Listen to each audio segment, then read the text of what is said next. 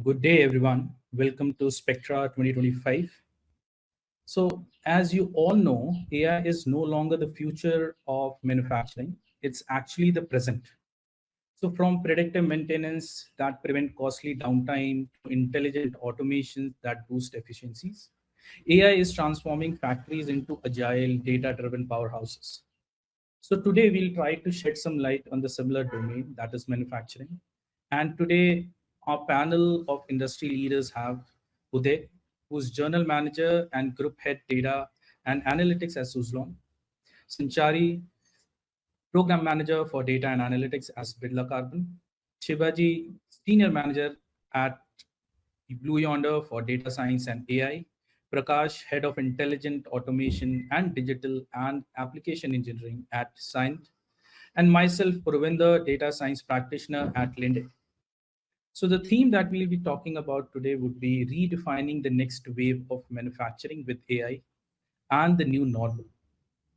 So, this is the overall thing that we'll be discussing about because manufacturing is backbone to many of the industries, and you can say it plays a very critical role in India's economy as well, or the country's economy. And AI is one of the, you can say, the spine right now in different organization which is helping to grow their, you can say, bottom line in each and every aspect. So the first theme that we'll talk about with respect to manufacturing is like around a bit of strategy and long term vision, and we'll try to understand like how all the leaders and the panelists envision the latest development in AI in reshaping manufacturing's core strategy. So I would start with Uday. So Uday, how does AI align with your mission in sustainable energy and manufacturing? Over to you, Uday. Yep. Thanks, Vivinder. Thanks for the introduction. AI does play an important role in the sustainable energy manufacturing. If you look into these are the critical KPIs that determine the health of a business. And then once we identify these KPIs, I think we map that with the the respect to AI initiatives to see some improvement in the business KPIs and improvement in the business outcomes actually, especially in the wind energy space, right? Machine availability is very important, and then mean time between failure, mean time to repair, non-conformities in the manufacturing space. I think all these KPIs, right? Once we identify them, we kind of map them with respect to AI initiatives. For example, if I want to improve my machine availability, I look at the predictive asset maintenance, right? Similarly, if I want to kind of look into the optimizing my non-conformities or kind of reducing my non-conformities in the manufacturing shop floor, I look into the AI-led quality management, AI-led defect management related initiatives. So it all boils down to these KPIs of interest, and that is how we kind of need to map it to the respective AI interventions to see some improvement in the business outcomes. Actually, that's our approach typically. Nice. So absolutely correct. Like how the quality and the availability of the machinery is very important when you have like equipment dependent, you can say, industry. Absolutely correct. So over to Sanchari. Like now, currently we are seeing a lot of space with respect to Gen AI, agentic AI, or AI agents. So how you think that these can accelerate carbon black innovation while, you can say, reducing environmental impact?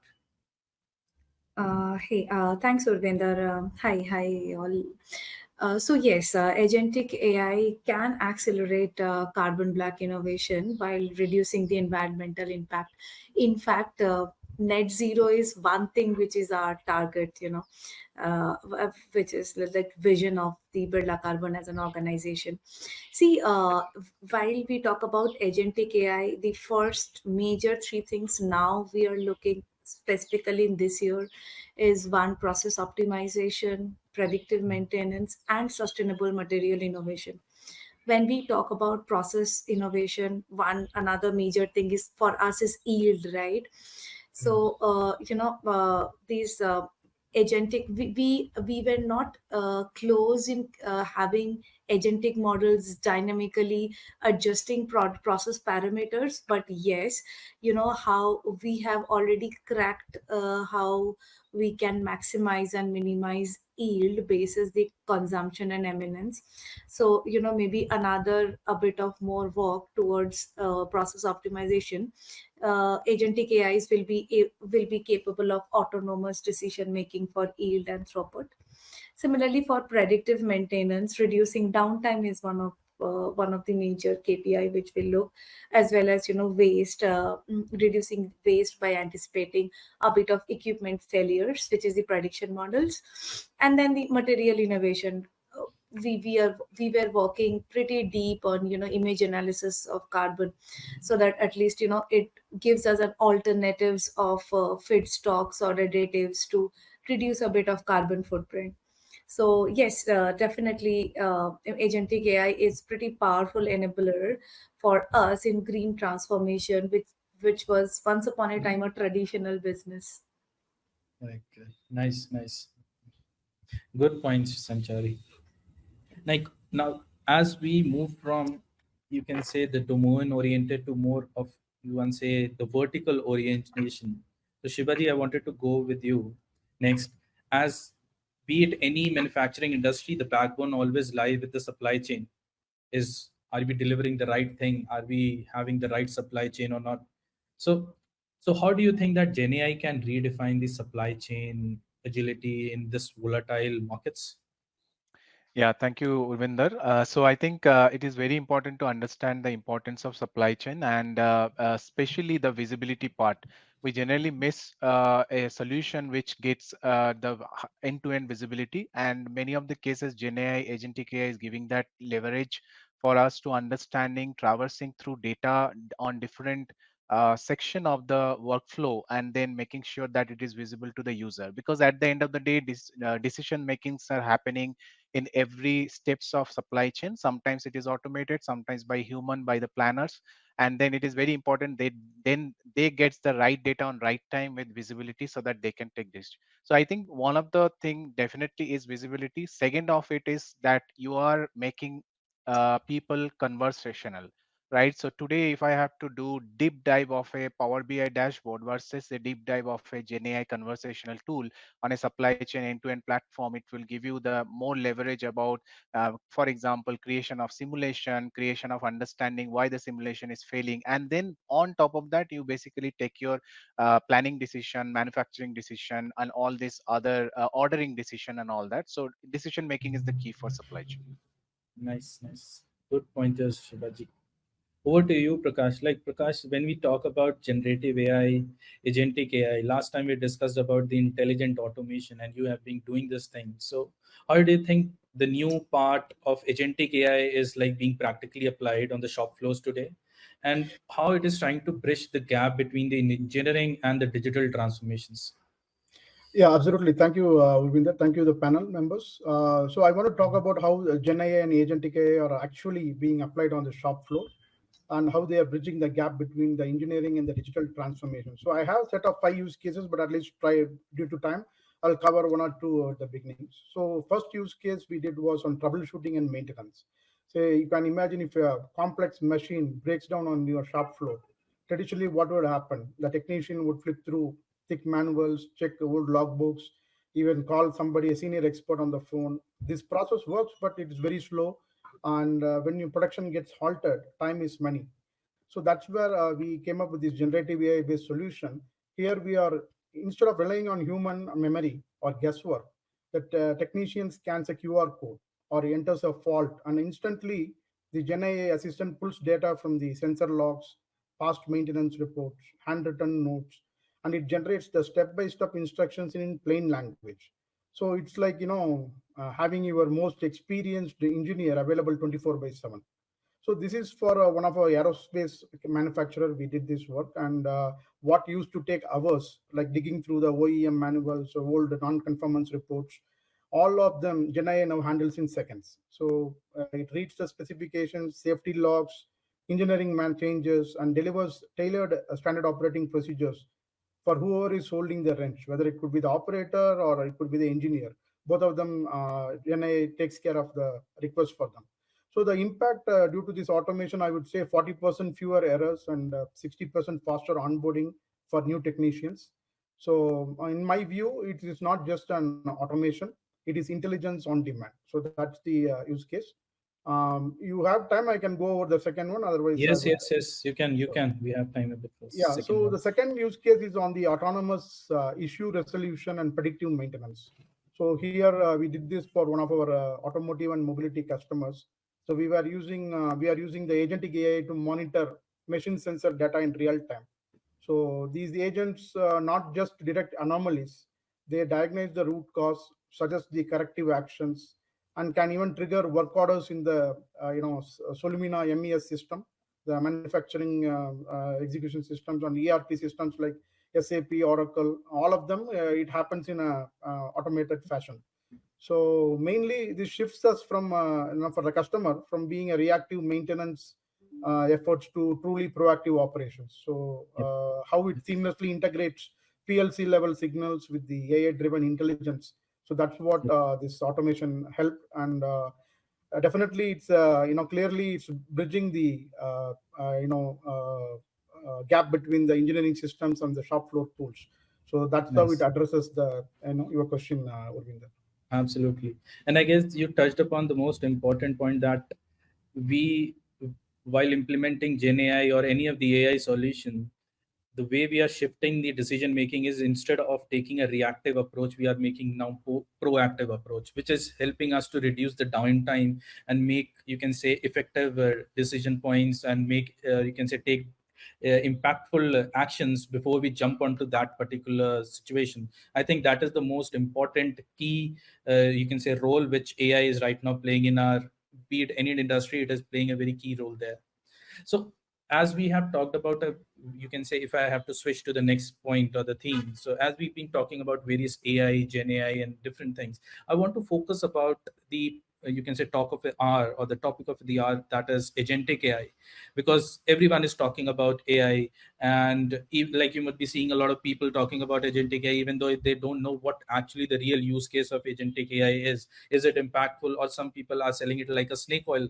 So we need to understand from you guys that what agentic AI can help us, like what is the crux of it, like how it enables the system to act independently. Is it actually happening, or is it still the surface level, it has a lot of potential to touch upon?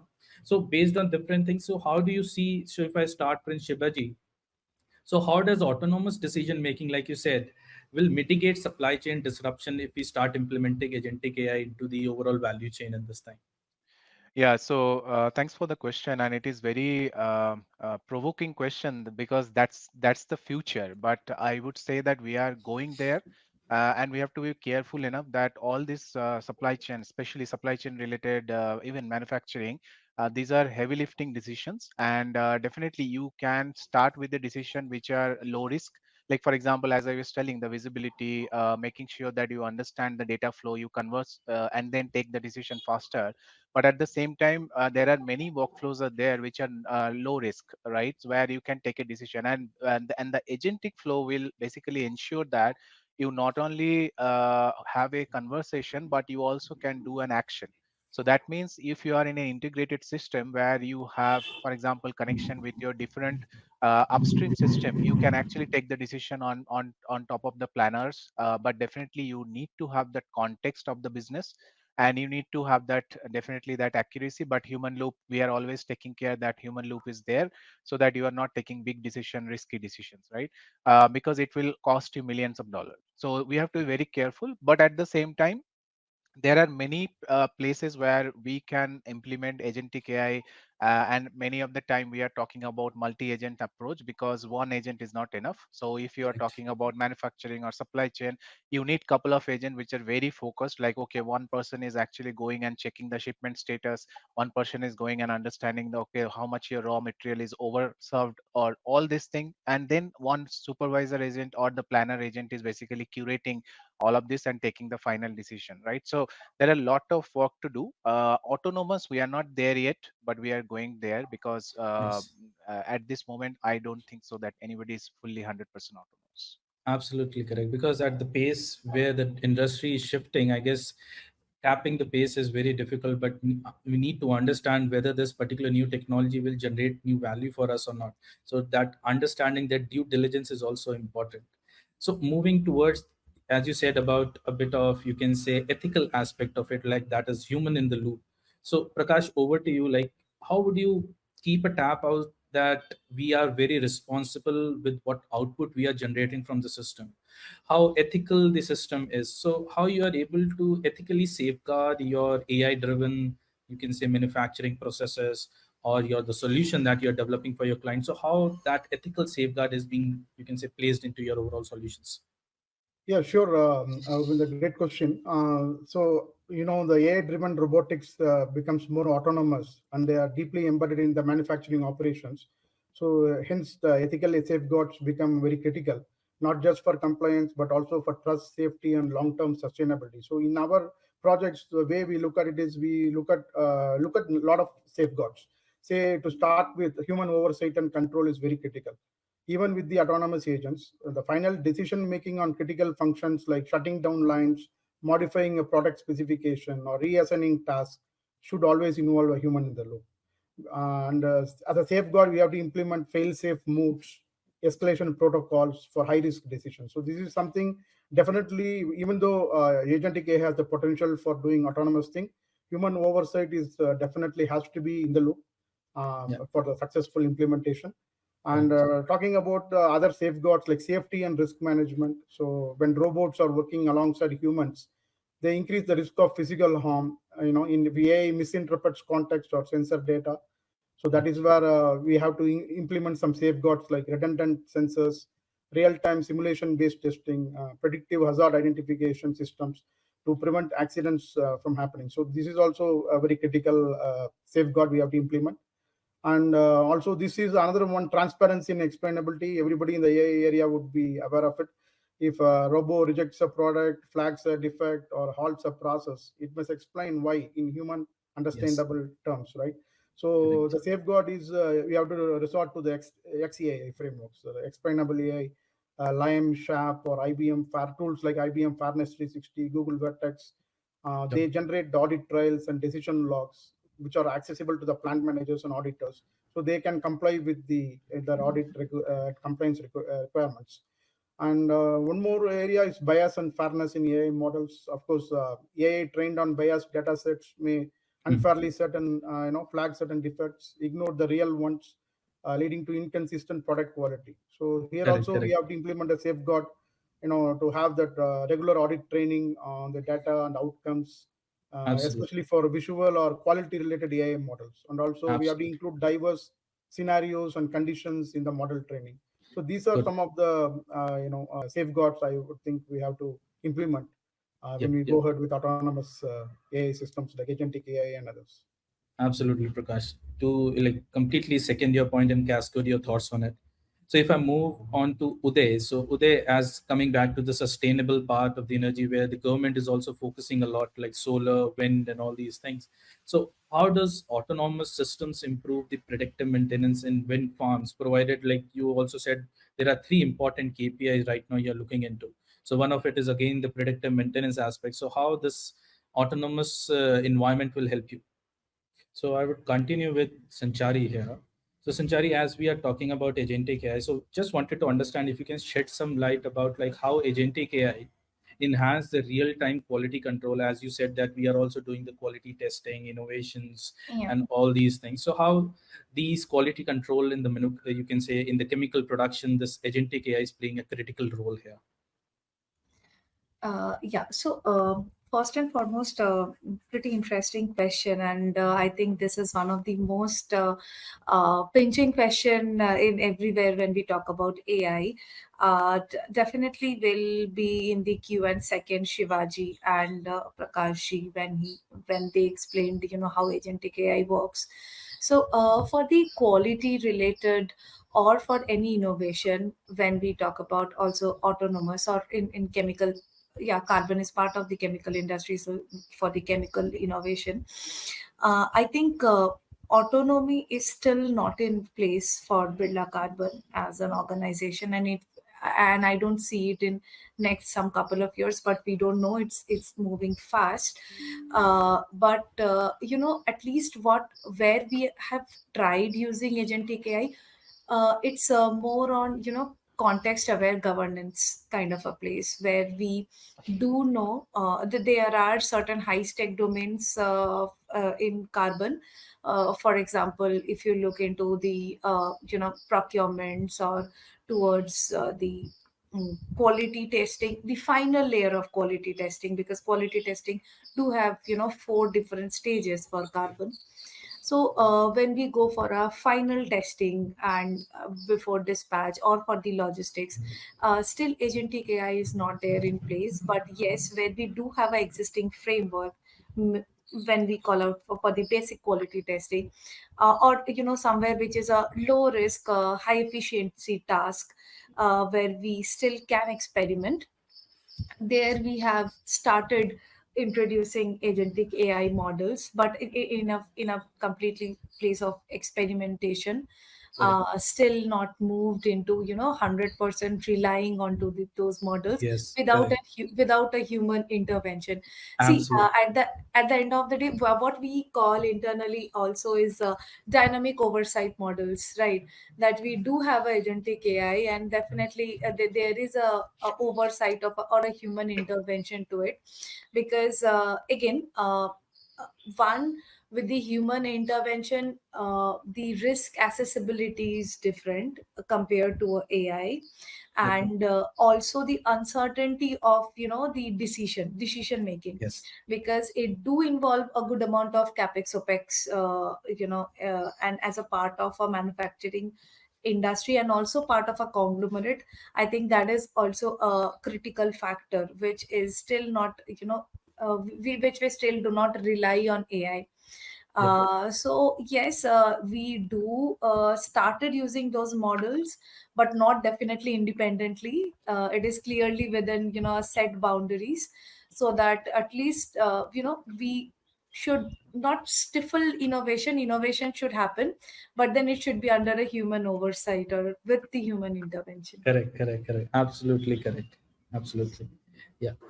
Over to So, you, Uday.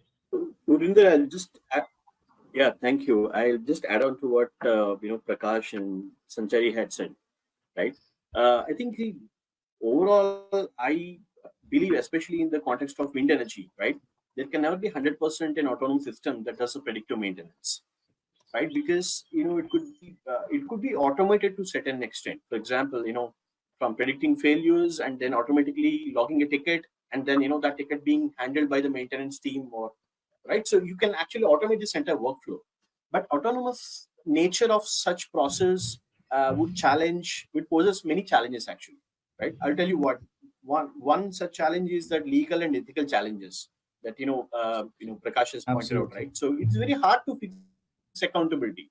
Correct. So I think that could be one challenge that it poses. Second challenge is that the lack of contextual judgment. Okay, so for example, if you are looking at a wind turbine operating speed, right, it might show some indicators, and these stress indicators